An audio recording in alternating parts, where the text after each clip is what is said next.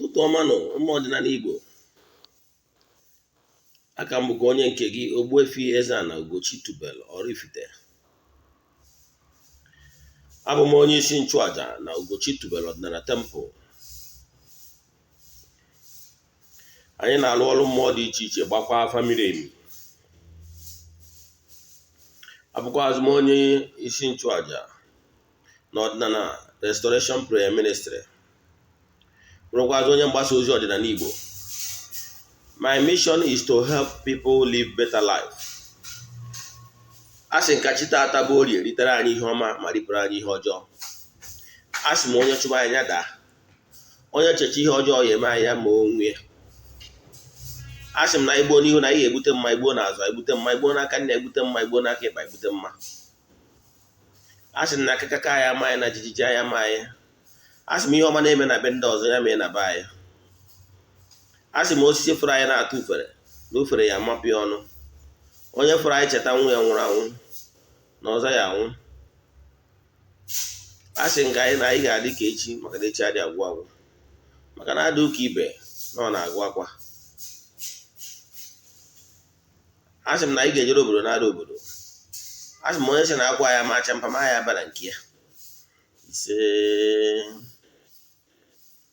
n'ụbọchị taa, n'oge awa nke eziokwu, ihe nji mata ya bịa n'ụbọchị taa bụ ihe niile ị kwesịrị ịma gbasara ndị ọgbanje gị, ya na ezumezu mmụọ niile so gị,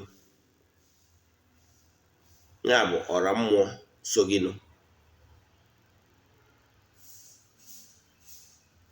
Bifo m gaa n'iru n'isiokwu ụbọchị taa, gekwa ntị n'ọkwa dị nnukwu mkpa. Ọ bụrụ na ịgba afọ anyị a na-akwụ ụgwọ, mana counseling bụ free. Counseling na-abịa only Sundays from 8 to 2 p.m. Mana mbọsị ọbụla ị ga-abịa, try to book appointment with me, maka na achọrọ m ka mmadụ karịa one mmadụ one nwere ike ịfụ n'any particular Sunday. Nke ọzọ ị kwesịrị ịma bụ ndị niile na-esonyere anyị na aja anyị na-achụ kwa ọnwa aja mbuli elu na aja ibute ihe, aja imepe ọnụ ụzọ nke ọnwa Febụwarị na-aga n'iru. N'ụtụtụ taata ejego na temple jee chụọ aja n'isi ndị niile na-esonyere anyị nke ọnwa. Na-agwakwazị onye ọbụla na ị nwekwara ike ịkọnetịkwa to ihe anyị na-eme during the morning hours by keeping your mind or having quiet few minutes, ka i wee keta oke n'ọfọ anyị gọrọ n'isi gị n'ụbọchị taa. Anyị bidoro ya bụ nke Febụwarị na 6th. So after 14 days anyị ga-enweta n'isi njedebe. A ga-achụ aja dị iche iche n'isi ndị mmadụ, kwubie okwu n'isi ndị niile sonyere anyị, then chizie aja ebuno ga-eme saraka dị iche iche. Ka bụ ihe kwesịrị ịma, ka ọkwa dị mkpa. Ka ọzọ bụ ịwụ ọchịcha vidiyo anyị tụsara ya ndị ọzọ. Ife ọma mere ofe onye ama ezu. Echefukwara n'ọnwa June mgbe anyị fisi edeti ma gwa gị mbọsị anyị na-enwe festival na Ugochi tubelu ọdịnala temple. Na ya bụ ụbọchị ofu onye ga-eritekwa elele na nnukwu ihe onyinye anyị ga-enye ndị enyi anyị. Nwere ihe ndị onyinye dị iche iche, nwekwana onye ga-ewu ilo dị star prize anyị ga-enye n'ọnwa June. Mana ọ maka ndị na-aba ha nlechi ihe onyonyo anyị, ha tụsara ya ndị ọzọ, na ndị na-akọmentị na ihe anyị na-eme. Ya gazie. So ozi nji wee bịa n'ụbọchị taa is still message of hope. Never you give up. Ichezina na ọnọdụ akarịcha, ma ọ bụ na n'ijego many places. I can tell you, dịka na-adị ekwube, na ọ bụrụ na ya problem continue, is either you have not done the right thing, ma ọ bụ na you have not done the right thing consistently enough to create good results massively, ma ọ bụ you are not doing the right thing at all. So I will advise you to change onye ị na-eso.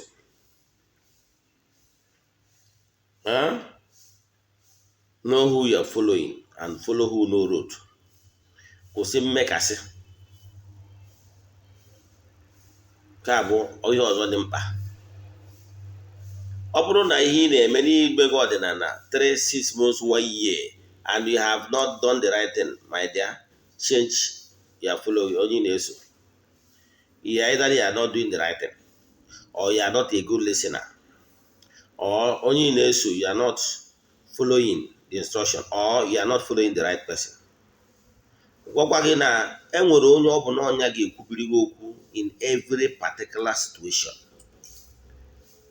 Well, mad. No nwere onye mmadụ na-abụ nwere ike inwe the same problem. They approach a prophet ma ọ bụ onye agbara ọrụ n'ụdị ọbụla. Okwu bi okwu ma ọ bụ lụọ ọrụ n'isi mmadụ na-abụọ. Ofu onye nwere ike nwee result, onye nke ọzọ enwe result. Ihe kpatara na onye nke bụ enwe result does not mean na onye kwubiri okwu ma ọ bụ onye rụrụ ọrụ arụtara ya. Kama na ihe ọ pụtara bụ na na-eleghị anya na ọ bụrụ onyanwa bụ onye ga-ekwubi okwu n'isi onye ahụ ka enwe chi dị mma. Ịghọtara ya? Maka na chi abụ otu. Nke ọzọ m chọrọ ịma ọkwa bifo ngaba n'iru na nkụzi taa bụ ọdịnala abụrụkọ magic. Ọdịnala is a way of life. Ọnya ka m na-agwa ndị mmadụ against ọgwụ. Ọgwụ abụrụ ọdịnala. Ọgwụ wụ a corrupt practice ndị mmadụ brought in because of civilization. Because of ebidozi mewezie occult practices. Most of these occult groups are not ọdịnala. But ọ na-abụ ihe dị mwute na ụfọdụ ga-anọ ebe a nọ ebe a. That is, onye ndị ebe enye ndị ebe a.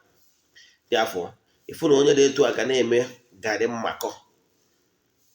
Ịghọtara ya? Ọdịnala remains a way of life of a people nwere high moral standard, nwere nsọ. Example, ọ bụrụ na mmadụ sị gị no matter afọ onye ahụ na-aza, ọ na-aza prophet, ọ na-aza pastor, ọ na-aza dibia, ọ na-aza eze nwoke ma ọ bụ eze nwaanyị, doesn't really count. Dịka m na-ekwube, onye akpọrọ ọrụ bụ onye akpọrọ ọrụ. Onye ọbụla nwere ike ịpụta ọ bụrụ nwoke, ọ bụrụ na nọ na-ayị ndị ọ na-arụrụ ọrụ na-ayị nwunye mmadụ nwanyị dị, ọ bụrụ ezigbo eko ọdịnala person. O nwere ike ọ bụrụ na onye ndị ike mbute. Ịghọtara ya? Ma ọ bụrụ eze nwaanyị, ọ bụrụ na ọ na-ayị yigidokwa ya ndị ọ na-arụrụ ọrụ, onye a bụrụ ezigbo onye ọdịnala. O nwere ike ọ bụrụ onye ike mbute ma onye na-emekasị emekasị. Ị ga-enwerịrị nsọ onye bụ ọdịnala ya. O nwere high moral standard. Ịma na-emekasị emekasị maka ụfọdụ ndị mmadụ bụ ha gbuo n'ọfịa ha gbapụtara ha ka onye na-emenụ. Onye bụ isiokwu a chọrọ ime n'ụbọchị taa. Gịnị bụ ndị ọgbanje gị? Kedu ihe ndị ọgbanje gị chọrọ? Kedu ihe ezumezu gị chọrọ? Ya bụ isiokwu anyị. So ọ bụrụ na ị chọrọ ka ezumezu mmụọ niile gị na ha so, ka ike gị na ha so, ndị gị na ha so wee bịa ụwa, ndị ọgbanje gị, ndị otu gị, ndị gị na ha, ndị iyi ụwa gị, ndị ọ bụ na gị na ha ga-akwụdoro gị ka iwepụta ihe ka akara aka gị wee dee ude. You must play according to the rules. Ọ bụrụ na ịbụrụ onye ọdịnala, kwuo na ịbụrụ onye ọdịnala. Ụfọdụ ndị mmadụ na-practice spiritualism n'ụdị na practice amama kpọọ ya mystic or mysticism. I don't understand what people are really practicing, but I can tell you now most people that are claiming ordinary are not really ordinary person. Yes, ọ bụrụ na ịbụ dibia ma ọ bụ na ịbụ onye akpọrọ ọrụ, ị na-akpọ onwe pastor or prophet or whatever names you go about with, but you are sleeping with nwunye mmadụ, nwanna ịbụrụ onye ọdịnala. Ọ kara gị mma n'ịdị clear ebe ịkwụ. Ana m agwa ndị mmadụ so onye chi ịza akpa ya zaa akpa, onye chi ịza koro ya zaa koro. It cannot be jumping from one partner, sex partner to another, without break. How do you think that you will be successful? Just tell me, how do you think you can be successful? If you are ever successful, is either you are living your past glory, or you are manipulating people you are using. It's either you are manipulating them, extorting them, taking what is valuable from them. That's why you are moving from Peter to Paul, Paul to Peter, from John to Juliet, from Juliet to Ngozi. You both on both sides, both nwoke na nwanyị. Ị bụrụ onye akpọrọ ọrụ n'ọdịnala. Mpụ ọtọ na ọka ị na-eme. Ọ na-agba asọkọta eze okwu bụrụ nkata gwa ya okwu. Ọ bụrụ na ịchọ ọrụ na-akpọrọ ọrụ na ịchọrọ ịdị successful in this gross material, it must live a life worthy of emulation. It must give your life a meaning. It must remain focused, where target, where he every focus. You cannot just see the window. Mana achọrọ m ka m bidogo na ndị akpọrọ ọrụ nke ndị ofeke ozi ofe nkuku, mana ka m bidogo na ndị akpọrọ ọrụ maka na ọ bụrụ na achọba isi anụ achọba anya anụ ejebe n'isi ya. Ịghọtara ya? Nke ndị na-ewute m so much bụ ndị akpọrọ ọrụ. Ị na-alụ ọrụ, ị na-emezi onye ọbụla bịara ka ị rụọ ọrụ ya ọrụ, ọ bụrụ a victim, ọ bụrụ ya victim. It's too bad. Ị na-agbara ihu ọrụ gị. Mgbe ị gbara ọrụ ihu ọrụ gị, ezumezu mmụọ gị na ha so ndị ọgbanje gị, they will not have any choice than to abandon you. And once they abandon you, ihu ọrụ gị adaba. Ị bụ a married woman, mana ị na-apụ na-akwụgharị, ị na-achọ ụmụazị fresh blood. Ihu ọrụ gị na-akwatu. Mgbe ị kwaturu ihu ọrụ gị, ya ezumezu gị niile abahakịa gị maka ihe ị na-eme ọtọ nọ. O ruzie at this level, ị chọwazi onye gbarụrụ ihu ọrụ gị, mana ọ ngụnwa, yes, you have forgotten what he did. Ekwesịrị ka asa ụchụ. Kwesịrị ka asa ụchụ wụcha gị n'ibu alụ. Ịghọtara ya? Etu a ka ọ dịkwazị gị nwa nwoke. Take advantage of people. Ịchọ inyere mmadụ aka, nyere mmadụ aka. Mana na mmadụ nwezuru ego ọ ga-eji rụọ ọrụ ya, ịgwazi ya na ọwụte awụte, ibu alụ. Yes, gị nwa. Ihe na practice abụrụ ọdịnala. Ọdịnala nwere nsọ. You can never take advantage of somebody and go scot-free. You know why? The ignorant person in a real now, I can tell you, when you get tomorrow, law of karma, the laws, natural laws that govern the universe, what goes around comes around. Garbage in garbage, whatever you sow, what you reap. Go and read Galatians 6:7. God can never be mocked. Whatever you sow is what you reap. It's just a matter of time. Matter of time. Ihe mgbe ebido from pillar to post. Ebe na just solution. Sometimes go on one way you get just ije by ezie occult. Ma ọ ka ije gwọtazi ọgwụ ị ga-eji wee na-arụ ọrụ. Nwanne ideviate gokwa. Ịghọtara ya? Ụdị ndị dị etu a ama enwe ike iyuzu ekwudo n'ụdị ọdịnala kọọ ọdịnala. Mana mma agwa nke bụ eziokwu. Maka na asara m ile mma agwa eziokwu, echiri m ụzọ ana ma I will tell you the truth. The truth of the matter is that stop taking advantage of people that are handicapped, people that are very vulnerable, people that are less privileged. Stop taking advantage of them. People ndị nọ na mkpa ọ jọgburu onwe ya. Mana ihe na-achọ ịgwa gị bụ na ụbọchị niile ewu ụbọchị nke onye ori, mana otu ụbọchị bụ nke onye nwe ụlọ. You know why? Ị nwere ike na-eme ihe ị na-eme, ị na-adị ka ị na-anafere ọdụ ka iwe odogwu, mana mgbe a ka ị ga-emegide ihe wee danyelụ nwa mmụọ. Ị maa na Kalaba bụ nnukwu obodo. Yatago? One day, Monday, monkey go market. They go to talk. You know why? People are becoming wiser now. A lot of consciousness awakening. You better repent now as we hearing this voice. You know what will happen? Ige make the way jam. We bring go to be jam more a daughter of Odinana. One more.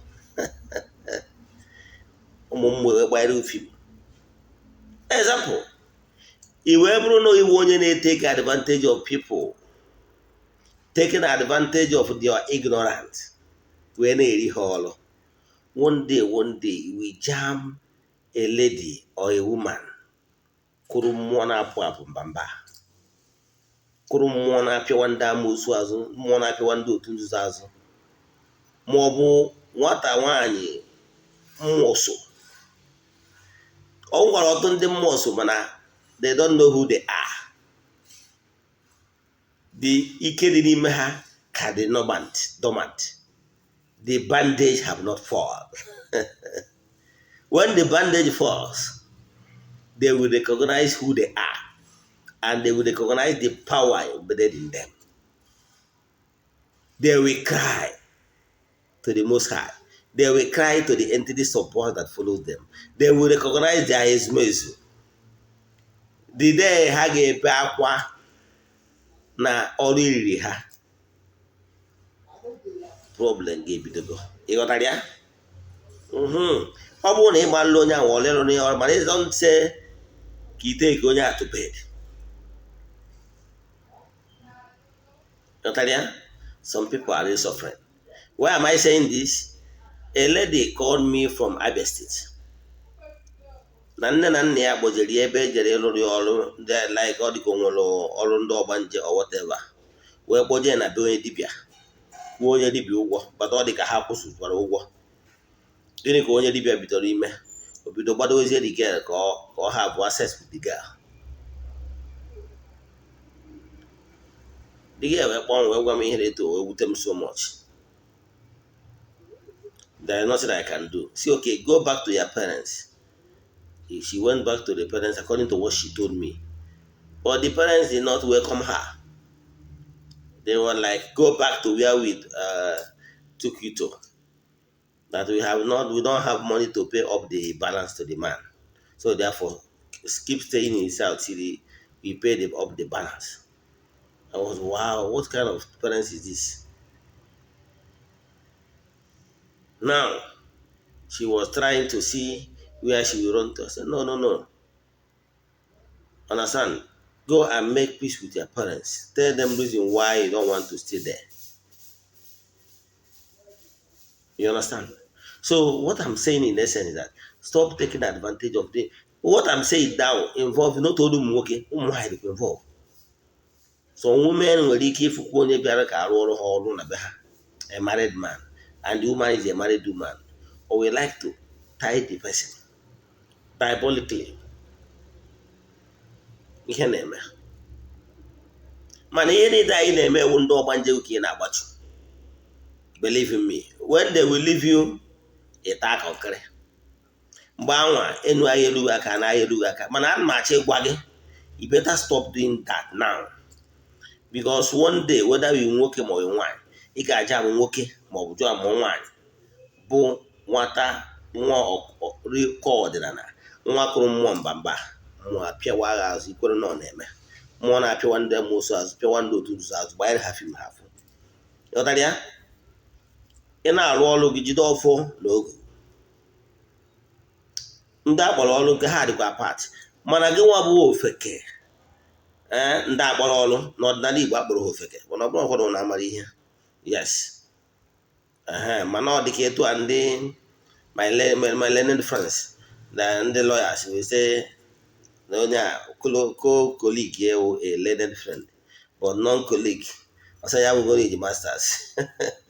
You are not to be addressed as a learned person. You got that? So many hen na chikowa so akpọrọ wo ofeke ke disrespect ya gị, but no etu esi wee kọwa ya. Mana hen na chikowa gị bụ stop taking advantage of people. Ọ bụkwa nne bụ onye abụrụ onye akpọrọ ọrụ, ikwesịna ka ya na-eri gị ọrụ. Kedu ka mmadụ ga-esi wee gwa gị holiness is not transferable? Somebody cannot say ka ọrụ gị ọrụ, si na ọka o rie gị ọrụ, ka o dina gị, ka o wee leluo na nkwu, ka o wee transfer holiness or transfer healing or the trash. And you are believing it because you are ignorant of what you are doing. Wake up from slumber. Odinana Igbo. The law of karma and nature forces of nature has a way of paying back to every individual. Whatever you sow is what you will reap. There is no two ways about that. Ịghọtara? Yes. Ọ bụgoro na ịbụ onye nkịtị, kwụsị ime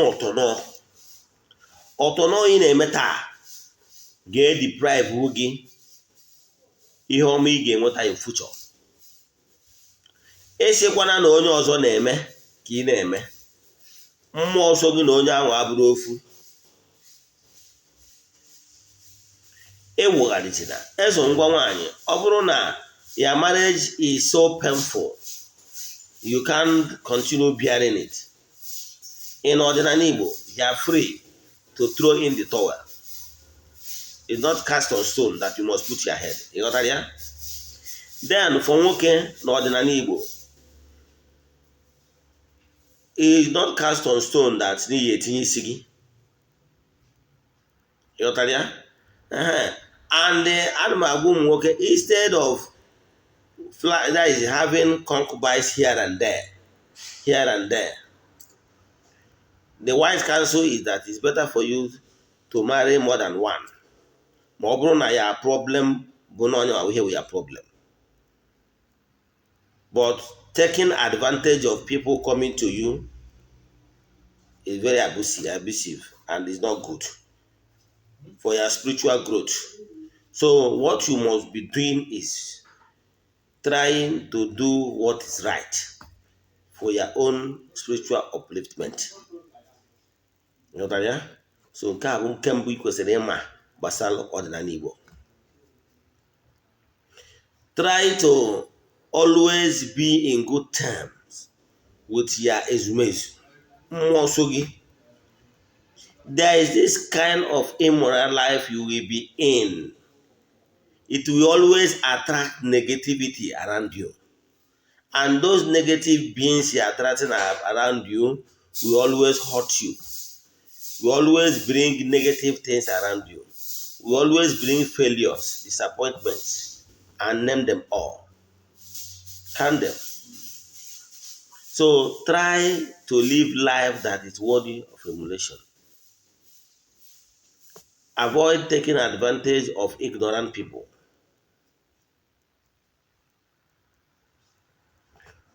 So the life you are living today negatively has a way of affecting your success. Because when you made yourself an enemy of your Ezumezu or Ndi Ogbanje, they don't have any other choice than to back you. And once they back you, the problem set in. Because we are living in a competitive world. You can never be successful here in this gross material without the assistance of all these your Ezumezu. Name them from your guiding angel to the other entities of powers that works with you. Let me tell you what you don't know. Before you were here on earth, every human being have a guide. What do you call a guardian angel? In order to then enweziri other Ogbanjes ndị mmụọ dị iche iche na-eso gị. Ndị gị na ha share some certain things in common. The elements. Example, ọ bụrụ na ịbụ isi from water element, then you go connect with the water elements. Yes, and once there is harmony between you and all the water elements that follows you, definitely if you are growing spiritually step by step, gradually you will be aligned with other elements. You got that? Maka na ihe kwuru ihe akwụdebie. Ọ bụrụ example, when mmadụ ga-atụ sị gị na ọ bụrụ na ịbata n'ofu family, all the elements works in hand for the glory of the Almighty Father and for the betterment of man. Now, it's like somebody that is so close to a family member and is so nice with that family member. Gradually, the person will also be nice and connected to other family members.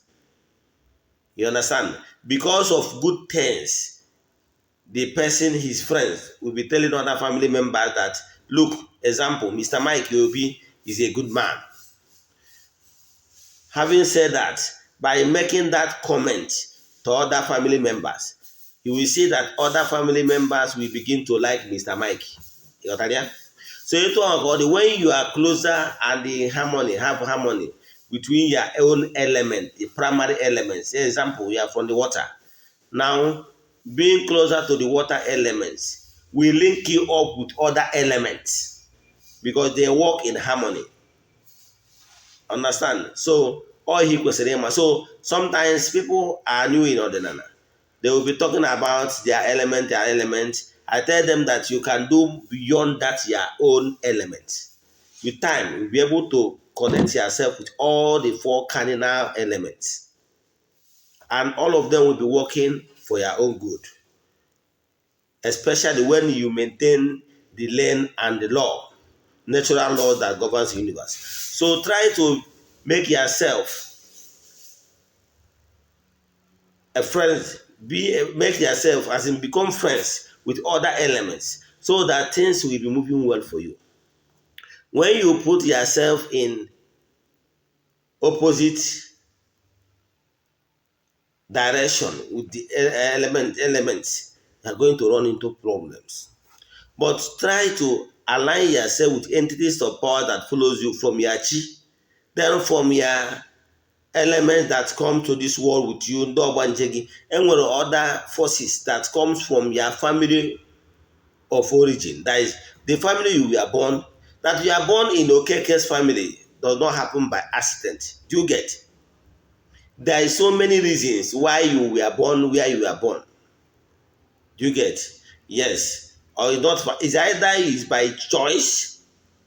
It's either from the spiritual realm. You choose to be born in this particular family because of what you intend to do or learn in this gross material or achieve. That decision is what attracted you to this particular family so that you will experience that particular thing. Or it's because of the weaving of what you sow that necessitated you to be born in this particular family, or because of so many spiritual cord that have something common with that particular family. That's why when any family you are born, there is a reason why you are born in that family. It's not by accident. You get? The lengths. But now let me stop. I would not like to go deeper to today's lecture concerning that. Because then when you handle that, so in Nachikowa, enwere family bonding, enwere mmụọ sibe na ọnya ka nji akwụwa ndị mmadụ bụ na mmụọ na-eso mmadụ o si be nna ya o si n'ikwu nne ya. Ọnya batara ọ bụ na ịchọ ịgbara mmadụ a family eme anyị na-ajụ gị details for your father side and details for your mother side, so that ka enwee ike wee jụọ those mmụọ ezumezu mmụọ so onye anwa ihe a ga-eme ka chi dị mma wee dị. So ihe ọ pụtara bụ try as much as possible, because na family amụrụ gị abụrụ by mistake. Now you are expected to learn to align yourself with the forces that comes from your lineage. Almost in the book, where one matter that if any child refuses out of his own ignorance and foolishness to learn the language of his parents, that particular child will suffer. That particular child will face a lot of challenges here in this gross material. You know why? Because he cannot be able to communicate effectively with his family of origin. So for any child to be successful and have peaceful existence, the child must try as much possible to learn the parents' language. So you as a human being, for you to be successful here on earth, you must do the needful to learn the language of Mother Nature. You cannot be living contrary to the laws of nature and expect goodies to keep coming. You cannot put yourself in opposite direction with the laws of nature. You cannot be an enemy of law of nature in this gross material and expect goodies. So for you to be successful, one, some people have, I want to about family, sometimes, for them mother gonna think that no mother name,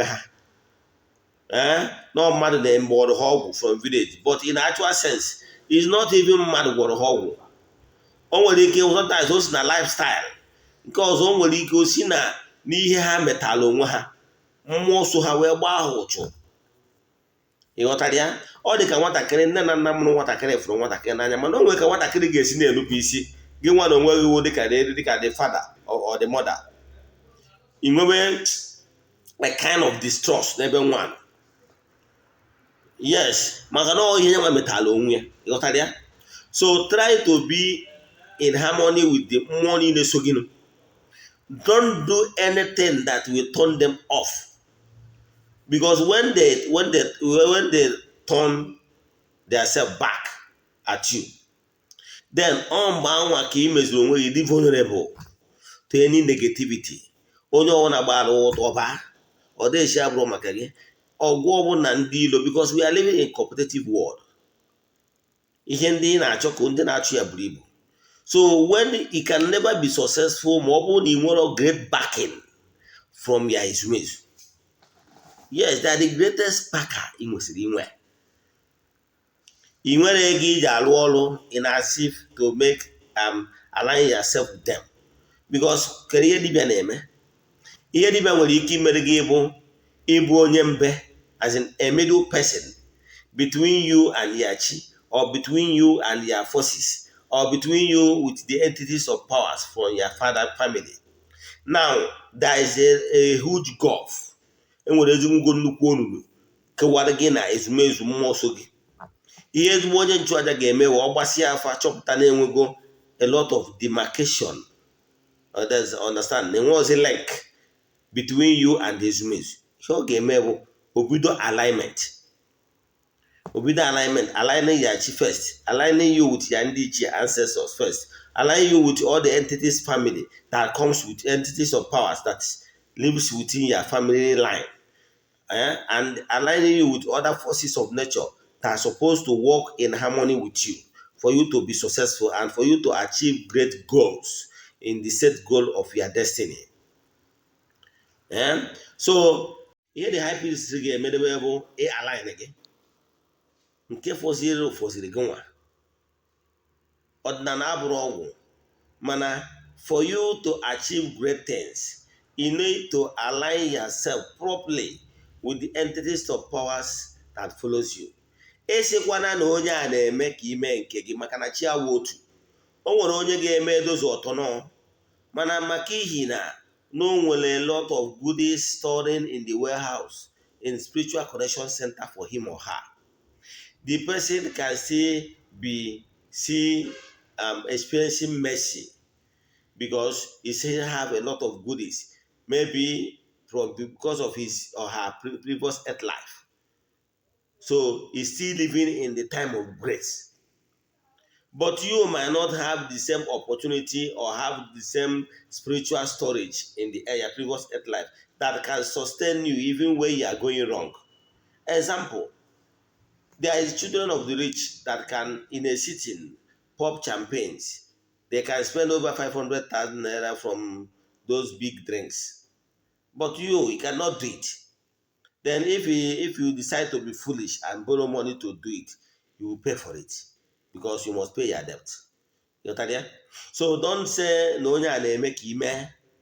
Don't be living life of taking advantage of people because no name. Then minus Ezumezu mmụọ niile asọzi gị wee bịa ụwa. Enwere mmụọ ndị ọzọ mmadụ na-eme akwaya n'onwe ya as the person is growing. Example, mmadụ na-enwe mmụọ dị iche iche. Ka nwere onwe mmadụ na mmalike iji mee onwe mmadụ. Mụnwa EZE-ANA, mgbe when I was growing, enwere mmụọ so m uchu onye ụwa m. Then enwekwara mmụọ si na ngwurube nna m na-echekwa ọbụrụ ọsọ m nwa onye ọ nọ na ngwuru. Yes, as long as you recognize. Now, enwere mmụọ ndị ọzọ wụkwa mmụọ sobelu m from the spiritual realm ndị ụwa m na ndị ọgbanje m. Yes. Then enweziri mmụọ ndị ọzọ bụ ndị mmetara n'enyi. Ịghọtara ya? Enwere mmụọ ndị ọzọ bụ ndị emetara n'enyi n'Ugochi tụgoro na temple. Enwere ụfọdụ ndị mmụọ dị iche iche chọrọ iso m ka mụ na ha lụkọ ọrụ ọnụ. mana originally ha bụrụ mmụọ nọbụ na ngwurube nna m, ọ bụrụ mmụọ so nwee na-adụ dibịa. Ngụta nna akọwa ka mmalụ atụ mma amasị ụzọ atụ na-abụ maka mmanwụ atụ ebe a chi ga-eji chi ga-efo. Example, abụ m onye oraifite na Anambra steeti, mana ịbịa na Ugochi tubelu na temple, anyị nwere deity nọ na temple so ma alụ ọlụ mana mmụọ si Nsụka ịghọtara ya, taizi si Ukehe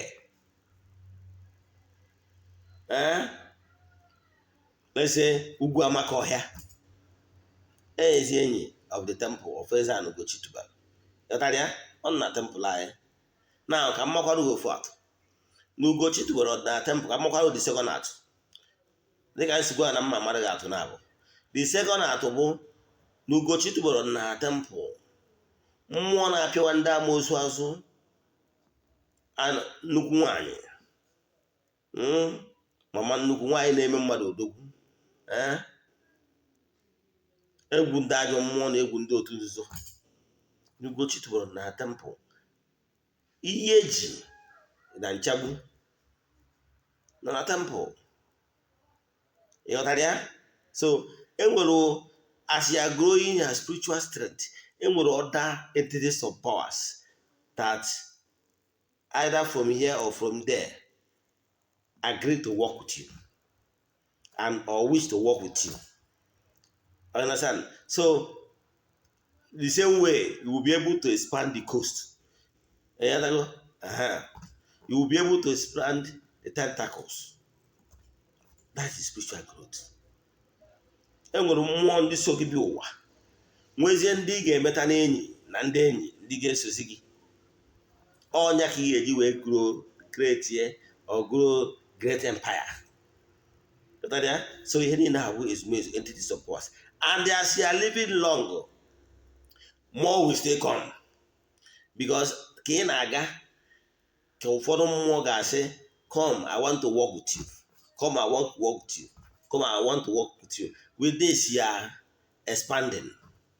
Your spiritual power is expanding. And means protection. Yes, go on onwe gị onye na-abụ a na-alụrụ gị ọrụ n'obodo ebe. Example, ọ bụrụ na Ugochi tubelu na temple na anyị na-alụrụ gị ọrụ for any reason, ọ bụrụ na ịnọ mba dị anya, it's advisable mgbe ọbụla ị natara n'Igbo, bịa zụọ ụkwụ na ya bụ temple ka ikuku arụsị kwụsa gị. Bịa zụọ ụkwụ na ya bụ temple. Ụfọdụ ndị mmadụ na-awa bịa alụcha alụ ha ọrụ mmụọ, ha mụrụ na ha na mmụọ ga-erikọ ka mmụọ baa gị ahụ. Ịghọtara ya? Alụcha alụ gị ọrụ mmụọ, ọ bụrụ na ọrụ a alụlụ gị n'ọlụ gị na mmụọ ga-erikọ, please do. Esi na ya na ọ dị ọsọ after na ihe egotawu anụ, mana nke a gị na mmụọ ga-erikọ, ọ ga-eme mmụọ baa gị ahụ. Ọnya ndị mmụọ baa gị ahụ, ọnya bụ na ọra mmụọ na-eso gị. Nwere ka ijegoro ịgba afa, dibịa na-agba afa dozie ịgba ọfụ na ọrụ nwere ọra mmụọ ndị sogasị gị. Mmụọ emeta n'enyi. So ihe na-achọ ịkọwa bụ ịbata dịka onye ọdịnala, try ya ka ị align yourself with Ezumezu mmụọ so gị. And don't rely na dibịa na-arụrụ gị ọrụ, dibịa alụgodoro gị ọrụ, nwee time gị nwa ji ekwubi okwu. Ọtụtụ ndị mmadụ na-adị so lazy to the extent na ha adịghị enwekwụzi even time. Anyị ga-enwerịrị ịba, ị ga-enwerịrị ya altar, so that onwegoro onye na-agba gị war from another altar, ọ bụrụ altar versus altar. Mana mgbe o nwere nke iche, o nwere ebe ị na assembling point, ebe ị na-anụ wee okwu mmụọ gị, ebe ị na-anụ wee na-ekwubi okwu na ihe dị etu a ga-eme, ọ ga-eme ọrụ ọ dị more difficult for the dibịa na-alụrụ gị ọrụ. Ma dibịa na-alụgodo gị ọrụ from your own end, nwee mgbe iji ekwubi okwu, ọ bụgodo just a white candle ka ị wetara, lighting it up. Mgbe ị na-alight na ekwubi okwu, let this burning of this candle be a ritual, ka ọ bụrụ ihe aja. ịmụnye dị kandụl si ha ka kandụl a na-enwu ka ị na-amụnyere gị ihe ha mụnyere gị ihe ikwubi okwu n'isi gị. You are making the work of any ụkọchukwu na-alụrụ gị ọrụ to be easier. Mana mgbe ị dịzi lazy n'ọlụgo ndị ọlụgoro gị ọrụ, therefore every responsibility should be on the person's shoulder. You are not doing yourself a favor. Because you need to be on same atmosphere. You need to have a fertile land so that mkpụrụ anwa onye ahụ na-agba ụkọ kụrụ na gị bana ka o nwee ike germinate ya. Maka na o nwere akụkọ Jizọs ndị ụka ọbịa kwuru na akwụkwọ ndị ụka ọbịa sị na ọgha mkpụrụ aghago mkpụrụ ụfọdụ daa na ana okwute, they couldn't germinate. That does not mean na ọgha mkpụrụ aghara mkpụrụ. Yes, if alụgoro gị ọrụ ọ dara na ana okwute, ọ dị not germinate. Ọ sị ma na ụfọdụ dara na ana ogwu, mgbe ha na-etolite ogwu wee kpagbusia ha, because the atmosphere is not conducive for the work arụrụ to keep on growing. Mana ọsịzie na nwere nke ndị akụ ndị mkpụrụ aghalụ ọda na ana dị mma, ọsị na ha na-ebu wee mịa mkpụrụ. Na-abụrụ ihe mmụta wee nye gị na nkụzi taa. For your own end, ọ na-abụ dibịa na-alụrụ gị ọrụ ị na ọgwụ na saịdị nke gị na-eme mpụ na ọtọ na-edi na nwunye mmadụ. Ewu dibịa na-alụrụ gị ọrụ na saịdị nke gị ị nọrọ ebe a na-ajọ mpụ from Agnes to Peter, Agnes to Peter, Peter to Ngozi, Ngozi to Cynthia, Cynthia to Jennifer, Jennifer to Ifeyinwa. Sorry, ndị mkpọrọ afọ, sorry, but I'm giving instances. So you need to put yourself, be spiritually alert. Onwere onye ibi n'ọtọrọ ịma ọnụ onwere na sense is like a spiritual activity. Ịma na exchanging of radiation. Ụbọchị na my video, I think last year or last 2 years, nkụziri ihe gbasara exchanging of spiritual radiation. Exchanging spiritual radiation, negative spiritual radiation can bring negativity around you. It can even spoil your work. Stop jumping from one sex partner to another. If possible, have one. And don't forget, mgbe ọbụla imekọrọ sex with onye abụrụ ya permanent sex partner, echefukwara iwere ose ọjị bụrụ ya tinye na mmiri eji asa ahụ, ma ọ bụ igoro anya ị na-eproduce ncha ụchụ tie eji asa ụchụ. Nwa bụ Eze-Ana every morning every night na-asa ahụ ya yuzu ncha ụchụ. Ma ya bụzie gị nwa ị kwesịrị ide n'idie every day iji asa ụchụ. You can order for it. We ship it nationwide everywhere. Ọ nwụkwụ ndị anyị na-emekwa webiri abroad. Igoro ncha ụchụ, igoro some spiritual materials. Ọtụtụ ndị mmadụ dị very lazy. They can't even do anything. They can't even wake up time and speak. Ịdịrọ mma nke a, ịdịrọ mma nke ọzọ, kedu ihe wụ ya problem? Ịdịrọ mma inwe time iji ekwubi okwu, ịdịrọ gọzi mma igoro spiritual materials ị gara use. A ga-enwerịrị something na attract na-enye aka na purify gị ka Chidimma wee dịrị gị. N'Ugochi tụwara na temple, anyị nwere cleansing water. Anyị nwere mmiri eji asa ụchụ. Anyị nwere ncha eji asa ụchụ na-eweta favor. Anyị nwere favor powder. Anyị nwere anointing oil. Anyị nwere so many things prepared already for your well-being. Like tomorrow now, I get prepare some spiritual materials. Ihe anụrụ anụ. You can order for yourself, for your own. You want to engage a Lord, you want to engage a spiritual material things in use. What is the problem? Imagine ọgaji ọchịcha. Ike ebere adọrọ gị, ike use kwa na-enwe ihe nsọ aka iwe na-purify ya onwe gị adọrọkwu gị. If one of go the problem of a major problem in well. So try ya. Ọgwụkwa na ịbụ onye si ebe tara aka ịnọ Nigeria. Ị chọọ visit Ugochi to na temple. If possible, ị chọrọ ka enye gị mmiri agọziri agọzi, buy a white gallon. Yes, buy a white gallon. Ka ịgba anya bụ mmiri ị ga na-use for purification and other things. Ị nọ na shop ma ọ bụ na ndị amoosu na-eji stọpụ gị na shop ma ọ bụ na be gị. In water milk, it can sprinkle on around your homes and your shop. Catching them away. The culture will damage. Or one name onye negative things in the stop. A morona, Nigo Serebia. No, I don't back at you at all. Ebe akwụọ mmụọ mba mba ka mmụọ kwudoro gị nyere gị aka na-atụsara all those negative energies around you. But you try to be living not a na-agwọ gị bi na-eto afọ. Ịma abụ onye agha abụọ na a na-achụpụ ihe cleansing na-achụpụ ihe negativity. Ị na-esu ime mmụọ n'ime negativity ga na-eweta mmụọ uchu. I can tell you now what you are passing through now is as a result of what mistake you made 5, 10, 15, 20 years ago. So we tell you that what did you do? You abuse it. You use your money to live reckless life. You use your money to throw party. You use your money to do all what. What did you give back to your spiritual life? Nothing.